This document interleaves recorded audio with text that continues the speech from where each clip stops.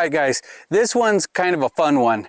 We went ahead and had a viewer who, for lack of a better word, challenged me. He sent in a gift card for Walmart for $25. And he said, I want to see if you can stop rifle rounds. He had some stipulations. Did not want me to use metal. $25, like I said before, gift card. And he wanted me to avoid tile or flooring type of stuff. So I said, that's fine. I went over to Walmart and I went ahead and made this. Oh, one of the other things he wanted also is he wanted it to be somewhat the same size, shape, and thickness as body armor, within reason. So I went ahead and this is what I came up with. This right here is got, and I'll insert the video of when I was making this and what it is and how much it costs. But this right here is obviously 12 inches by 8.5. It is a little bit thicker at 2 inches thick, but it does come in under 10 pounds. This is actually right at 9 pounds, as a matter of fact. So this is what we came up with. It's got glass paper and some cutting boards in the back. And then I went ahead and wrapped this all in something that I was hoping to keep the glass together, because this is tempered glass. We're going to try to get 2 shots out of this, a 5.56 and a 308, and stop them. If it doesn't stop the 5.56, we may not even shoot the 308. Maybe we'll go to hand rounds if it stays together. Again, this being tempered glass, we're not sure. We're going to go ahead, put it up there. And much like our new shirts, merch is in the description, also on top in the store. This is a lot of outcast science here. This is just something somebody challenged us with. And we said, you know what, we'll give it a shot. So if any of you want us to send a challenge our way, we'll go ahead and give it our best attempt. This is our first one, and we'll see if we do some more of these. So let's get it up there. So one thing I forgot to mention is to go along with our body panel, I guess you would call it. So we went ahead and built a shield. Now we did this just out of leftover concrete and a tile that we had at the shop. But this one weighs more than 10 pounds. Not necessarily sure that this is something that is practical, but it's fun. We have the slow motion camera, and we just wanted to see if it would stop the rifle rounds as well. Probably not more than 1, maybe 2, but we'll test this as well. We are 15 yards from this plate, shooting a 55 grain full metal jacket, going over 3,000 feet per second. Clear. Let's go check it out.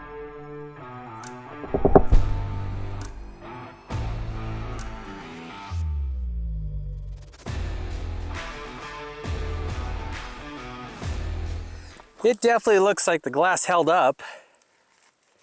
Woo! It's crunchy.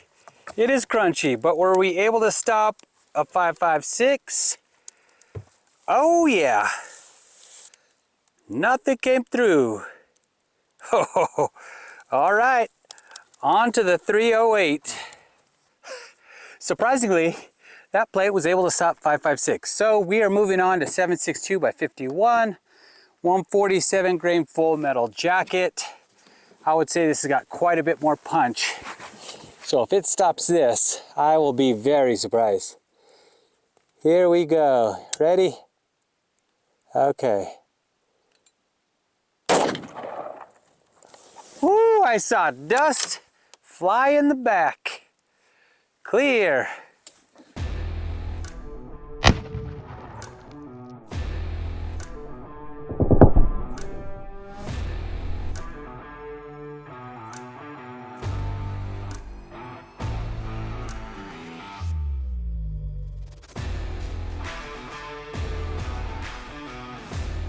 Okay, so walking up, this thing didn't move one little iota. We hit it pretty good right there. And it went straight through those guys right there. Well, you might step it back down and shoot it with a green tip. And we'll see if the green tips can be stopped by this plate at least. And then we'll move on to our shield, our fun little shield. Okay, so we're moving backwards again. We are going to be doing a 62 grain M855 green tip, And as a little side bet, we have our guest shooter here, Clint, seeing if he can hit the strap. So we got the slow-mo. Either the strap's gonna go flying or we'll see how close he gets. We are ready whenever you are. Woo! Clear.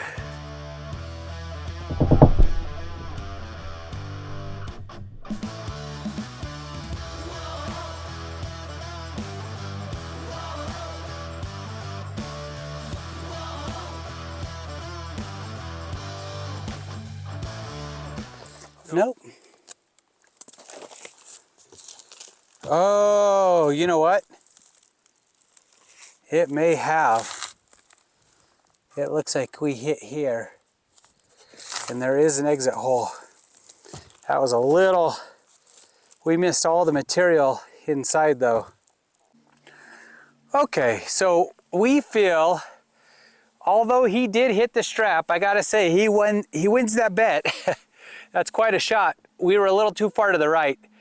The fact that this plate has withstood 3 shots, 3 rifle rounds so far kind of amazes me.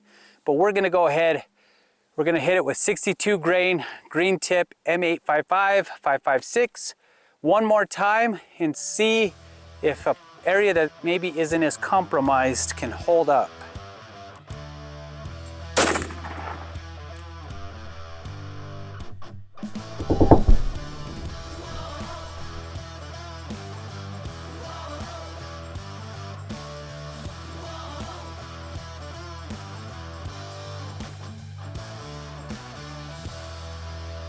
I see it, I see it.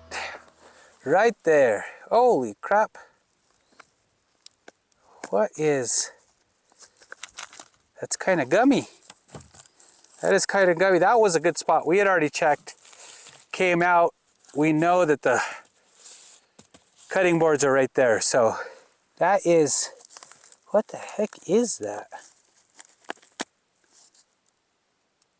Part of the cutting board, I'm assuming. We'll take this apart in a breakdown video here on the table in a little bit, but we want to go ahead and shoot the shield. Let's see if it can even stop 1 round of 308. Okay, so we went ahead and put our ballistic shield up there, which ironically is leftover concrete, possibly a little bit weaker than normal concrete. We did add some lightweight aggregate. I think we even have some glass fiber scrim that's in there to hold it together, and a marble tile in the front. Marble is not the strongest, we know. It's probably not even as strong as ceramic tile, or definitely not as strong as porcelain, but we're gonna go ahead and hit this and see if we can't get something good for the slow-mo. Ready? Ready.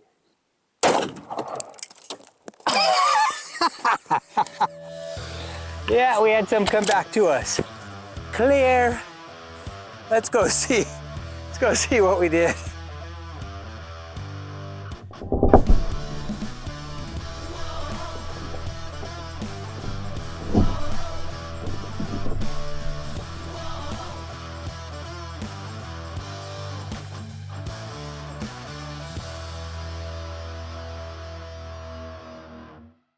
Okay, holy smokes. Okay, I'm a little confused. Walking up to this, it didn't go through. What in the world? Okay, this is a little strange. This actually did better than our Walmart plate. Okay. We might hit this with a green tip, 556, since it seemed to hold up and it's still holding together. All right. So I am completely amazed. I really didn't bring anything else to try to get through that, but we do have some Fort Scott munitions, tumble upon impact. This is a 175 grain, and it's basically a full copper, very sharp projectile.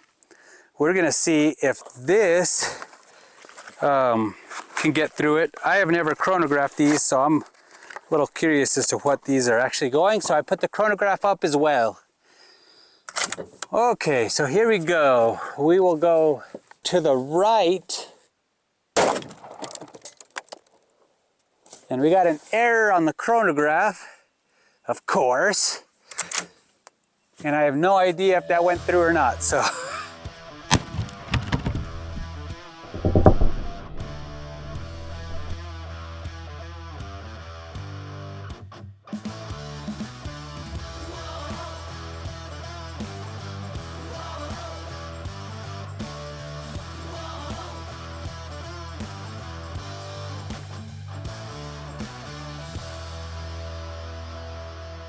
Now this one looks like it went through it.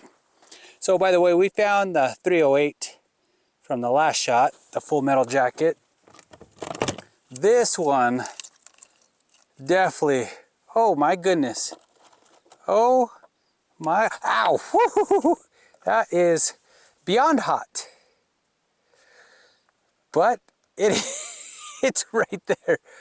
Oh, we'll see if the slow motion caught anything for that. It looks like we made a face. We got a couple of eyes right there. But holy smokes. What's even boggling me even more is that this thing is still held together. We may have to look at really making some shields out of this stuff, a little bit lighter weight, and see what we could do. All right.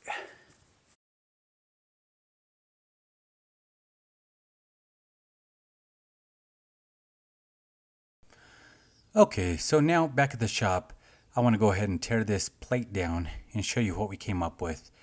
Here you can see is the initial 556 Full Metal Jacket, the 308, and next to that we have the two green tips in 556. Now here we'll flip this back around, and as you note, the 308 and the two green tips did go through. We were only able to stop the Full Metal Jacket 556. So as we cut this open, you'll get to see the insides, and you can see the cutting boards and the three holes from the 308 and the two green tips.